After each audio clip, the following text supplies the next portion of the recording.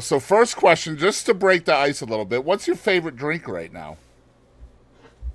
Um, actually, I really love this Lagunitas hoppy water that I'm drinking right now. Very nice. What exactly is that? It's like sparkling water, or Yeah, it's like sparkling water, but it has hops in it. ooh, So, so like beer and water yeah, mixed. yeah. Except there's no alcohol in it; it's just water with hops. Very cool. Very cool. All right, so we'll start right at the beginning. So you were born in California, but don't really probably remember much about that because your family kind of moved you east when you were real young. And so they brought you to Nashville. And looking back as a fan of yours, that seems pretty fitting to me, knowing what transpired after that. Can you tell us what your first memories were involved in music? Um, so when I was um in elementary school, I got asked if I wanted to be in band, and so I did because all of the a lot of the cute girls in my grade were in band. So that's what led me to band. So I learned in fifth and sixth grade. I learned to read music, learned to play an instrument. Um, and then when I was 11, I got my first guitar, and that's when I started writing songs. So I found a spot on the steps going down to our basement that had great reverb, Hmm. so it kind of echoed in there. So I would sit on that step and write my songs, and that was kind of my intro to that. So you were already being an engineer at like what 9 or 10, just looking for the perfect Yeah. sound. Man, Uh-huh. it's crazy. Probably been chasing that perfect sound ever since, right? I have, yeah. So your dream growing up was obviously to be a professional songwriter, and that seemed to work out pretty well for you. But you said that the sheer number of people that you saw not succeeding in music in the Nashville area kind of steered you away from the music business at first.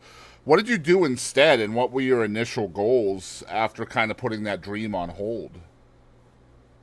Yeah, I mean, it wasn't even, I guess I was so intimidated by it. It wasn't really even a dream when I was growing up because I wasn't sure how you made a living as a songwriter or if you could. And then I saw, everybody that came to work on our cable was trying to be in the music business. Every waiter and waitress was trying to be in the music business. And I didn't see anybody succeeding at it. I didn't have any family members in the business. So I went to college, Lipscomb University in Nashville, and they had one commercial music class. So I thought, well, I'll take this and kind of explore whether it's possible, And the class was fun, but it was taught by a realtor. So he was a full-time realtor teaching the commercial music class. That's funny. And so again, I got the impression that's like, well, this is not really a real thing that you can do, and he kind of sang jingles on the side and stuff like that. So that was his connection to the business. But the class really discouraged me from pursuing it. So I just dropped it and got a degree in psychology. And when I was in college, I got offered a job as a youth minister. Hmm. And so I did that during college. And then when I got out of college, they offered me like a full-time position. So I did that. And 10 years later, I woke up one day and was like, you know what? I never chose to be a youth minister.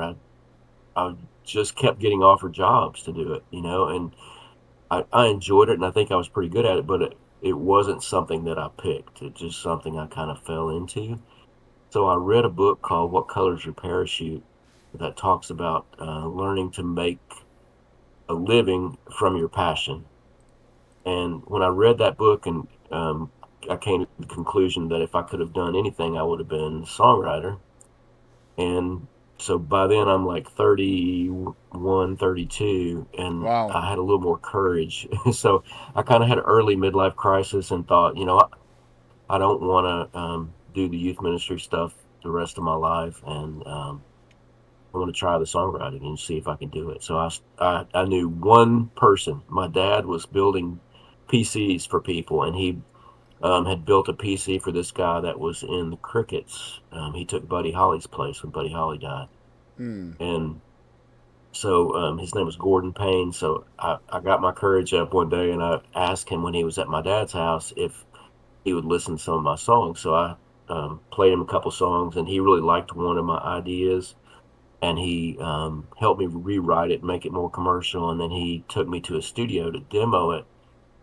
And they played our work tape. We had it on a cassette. They play our work tape, and then all the musicians got up and left.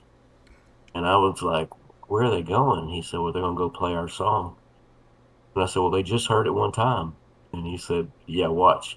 And so they go into their ISO booths and everything, and they play our song almost flawlessly the first Hmm. time. And I was like, "Okay, I've got to figure out how this system works," because Yeah, it's I was magic. just It's hooked. magic.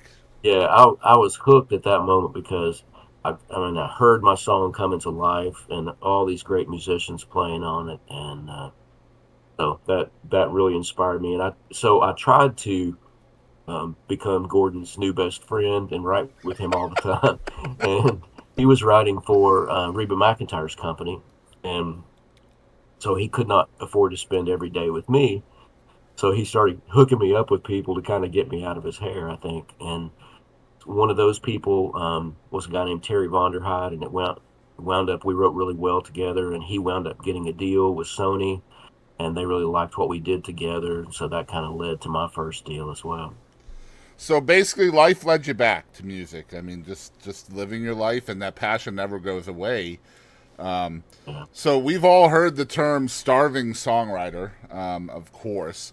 But in your first Mhm. few years chasing or being back within music, what dues did you have to pay along the way to, like, before you really hit your first hit or your first cut or whatever? Oh man. Well, so I did it for about 2 years before I got that first writing deal.